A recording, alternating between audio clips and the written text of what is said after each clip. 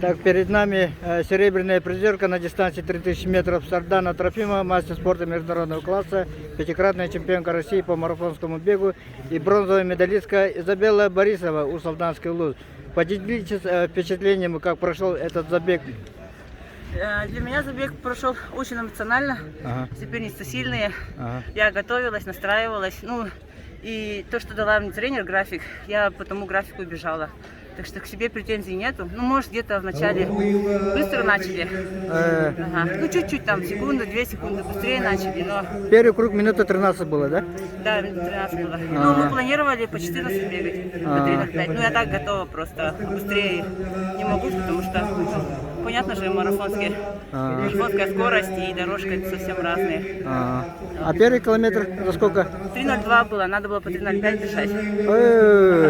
3 секунды это очень много для 3 километра. Если ты быстрее не готов, тогда это. Трибуну очень сильно поддерживали. Это всегда меня вдохновляет. И как я вошла в кураж и начала разгоняться. Мне очень нравится, что вот такая вот поддержка у нас всегда на стадионах присутствует. По сравнению с прошлым годом, при отсутствии зрителей и в этом году со зрителями я не выступала. Не выступала в прошлом году. Я же готовилась.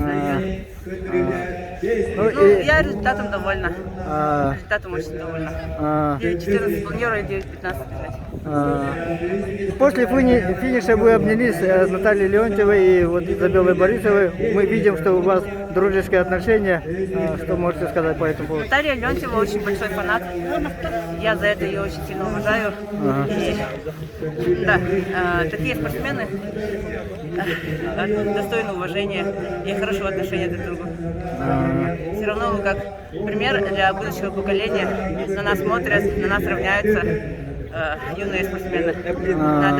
Спорт всегда должен быть тем связующим звеном, который приносит мир во всем мире. А время сейчас пока знаете, время финиша? Я сама засекала, у меня получилось 9:14. 9:14. Но тебе принадлежит рекорд республики на дистанции 3000 метров 9:07:48, это который в Верхнеуфимске на спартакиаде Монтяре. Он до сих пор же стоит, по-моему. Это было... Все равно же мы каждым годом взрослеем, время идет, и скорость потихо уходит. Тем более я марафоны бегаю, и поэтому, вот так вот, пока так. Завтра мы ожидаем 800 метров переэтапной юношеской эстафеты в составе сборной команды Верхнеуфимского Луца. Да. На что вы рассчитываете команды Верхнеуфимского Луца? На первое место. Всегда на первое место. Не видим. Спасибо, пожелаю вам удачи в завтрашней эстафете. Так, теперь Изабелла.